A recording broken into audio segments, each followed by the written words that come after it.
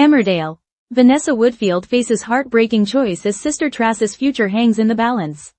In a gripping turn of events set to air tonight on Emmerdale, Vanessa Woodfield finds herself thrust into an agonizing dilemma, one that could irreparably shatter her relationship with her sister, Tracy Robinson. As police scrutiny over the mysterious death of Nate Robinson intensifies, Vanessa is pressured into giving a false alibi. What follows is a devastating exploration of loyalty, guilt, and the moral price of protecting the people we love. A murder, a mystery, and a sister's plea. Ever since Nate Robinson's sudden disappearance last September, the village of Emmerdale has been haunted by uncertainty and speculation. What began as a missing persons case has spiraled into a full-scale murder investigation after Nate's body was discovered in a remote woodland clearing, a discovery that shocked residents and reignited buried tensions. In the fallout, suspicions have turned toward Nate's estranged wife, Tracy Robinson. Their marriage had long been marred by emotional distance and unresolved conflicts. Though the couple had separated months before his disappearance, the bitterness between them was no secret. For the investigators, this turbulent history, combined with the timeline of events, paints a compelling picture of motive and opportunity. But Tracy insists she's innocent, and in a desperate move to clear her name, she turns to the one person she believes will never turn her back on family, her sister, Vanessa. Vanessa in the crosshairs. Vanessa, still adjusting to life back in the village after a brief stint away, is stunned when two detectives arrive unannounced at the veterinary clinic.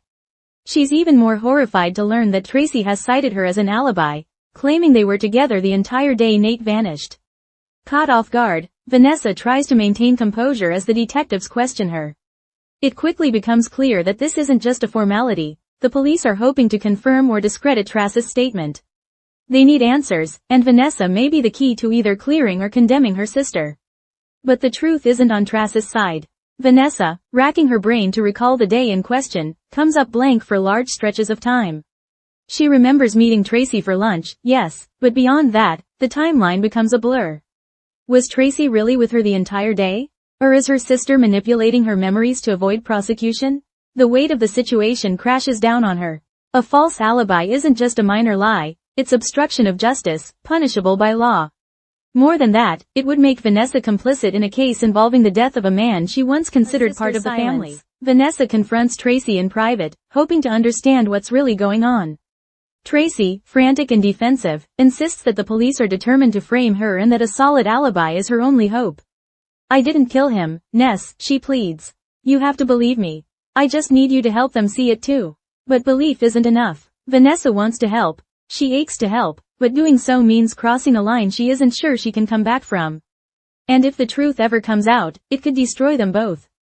In a tearful and emotionally charged moment, Vanessa makes her decision. When the detectives return for her statement, she tells them the truth. She cannot confirm her sister's whereabouts for the full day Nate disappeared. The fallout. The impact is immediate. Word spreads fast in the village, and within hours, Tracy feels the tide turning against her. Though not yet arrested, she knows she's closer than ever to being officially charged. Her worst fear is now a looming reality. Worse still is the fracture in her relationship with Vanessa. Trace's heartbreak is palpable. In her eyes, her sister has chosen self-preservation over loyalty, a betrayal that cuts deeper than any legal consequence. She storms out of Vanessa's cottage, tears in her eyes, telling her sister that she never wants to see her again.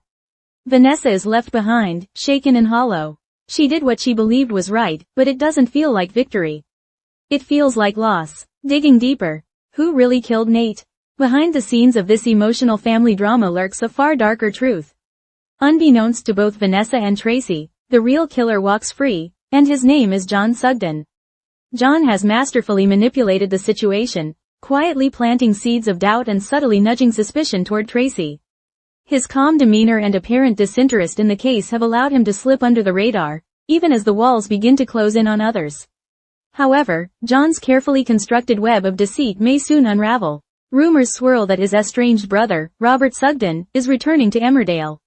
Robert, no stranger to trouble himself, might be the wildcard that cracks open the truth. What does he know about John's past?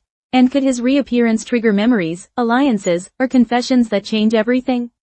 The bigger picture, morality, loyalty, and the cost of truth. Tonight's episode of Emmerdale isn't just a murder mystery, it's a deep character study of two sisters grappling with impossible choices. For Vanessa, the choice was between loyalty and lawfulness. Her decision will likely haunt her for years, even if it eventually leads to justice. For Tracy, it was a plea for survival, and the realization that even family can let you down when the stakes are high enough. Their story reflects broader themes that resonate with viewers. How far would you go to protect someone you love? At what point does a lie cease to be justifiable? And is truth always the most noble choice, even when it destroys relationships? What comes next? With Tracy now teetering on the edge of being formally charged, the spotlight may soon turn toward other suspects, particularly Kane Dingle, whose long-standing feud with Nate has also raised eyebrows. Kane, known for his temper and history of violence, is certainly no stranger to police scrutiny. But is he truly capable of murder?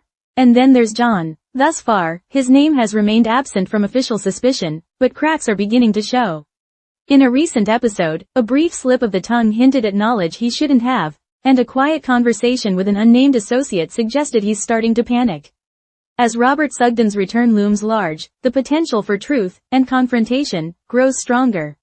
Will Robert's presence trigger old resentments? Will he recognize signs of guilt in his brother? And will Tracy survive the mounting legal pressure long enough for the real killer to be unmasked?